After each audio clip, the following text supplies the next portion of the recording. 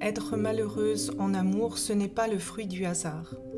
Les résultats que tu as en amour, eh bien, ce sont le reflet de tes pensées inconscientes que tu as sur l'amour. Et ces pensées, elles ne te sont pas venues comme ça du jour au lendemain. Elles viennent de tes expériences passées. La première étape de mon accompagnement consiste à comprendre pourquoi. Pourquoi tu as ces résultats en amour? Pourquoi ça ne marche pas? Quels sont les comportements qui ne vont pas? C'est là où les premières prises de conscience se font. C'est là où tu commences à déceler un fil conducteur dans tes amours. La deuxième étape consiste à déprogrammer tous les mécanismes de fonctionnement qui ont pu être utiles pour toi dans le passé, mais qui te desservent dans ta vie amoureuse maintenant. Et cette déprogrammation, elle doit aussi passer par le corps. Pourquoi ? Parce que tes mécanismes de fonctionnement en amour, ils ont été enregistrés par ton cerveau de survie dans ton inconscient suite à un stress émotionnel. Et ce cerveau de survie délègue une partie de sa programmation au niveau du corps, au niveau des organes.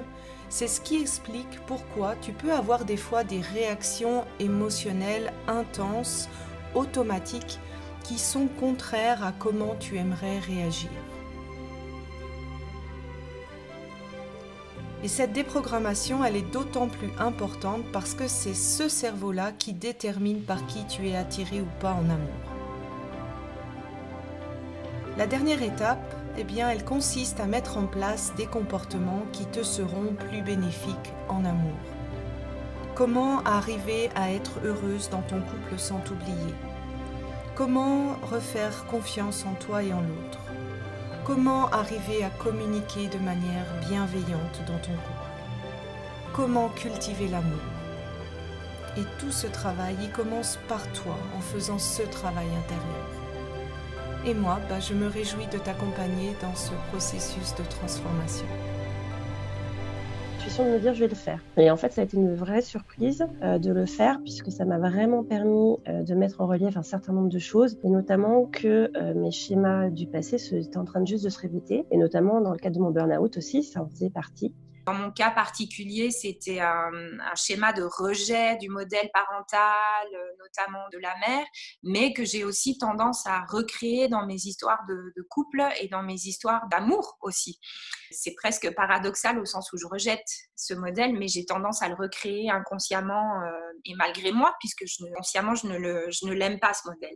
La troisième grosse prise de conscience, c'est vraiment sur l'exercice corporel, l'effet que ça a sur le corps et à travers le dernier module justement qui était vraiment révélateur et comment je réagis comment mon corps réagit physiquement à une blessure morale, mentale. De me rendre compte que d'être dure vis-à-vis de moi-même et d'avoir une estime de moi ou un amour de moi qui était pas forcément très bienveillant et du coup de me rendre compte que finalement je sabotais aussi mes relations parce que finalement si moi je considérais pas être digne d'être aimée, comment quelqu'un d'autre pouvait le faire à ma place?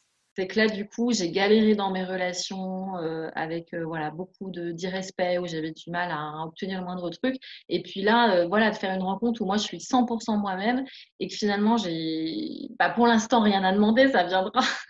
Mais voilà, où je suis traitée comme une princesse et des choses, finalement, tout ce que je m'étais dit, ouais, mais je suis un peu exigeante dans la relation. Mais non, là, en fait, c'est naturel, ça marche, c'est fluide.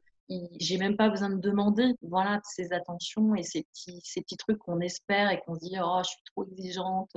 Non, on a le droit d'être exigeante et on a le droit de les avoir. Voilà, et ça fait du bien. J'ai vraiment cette impression que je suis plus stable émotionnellement. J'ai pu lâcher certaines choses du passé. Il y a plus d'indépendance émotionnelle, moins de dépendance par exemple à des hommes. Ou très étonnant aussi pour moi que ça a eu vraiment parfois presque un changement de 180 degrés dans le moment que je ne comprenais pas trop ce qui s'était passé, mais c'était très positif. Les personnes que j'attire, ils sont clairement différentes d'avant en fait.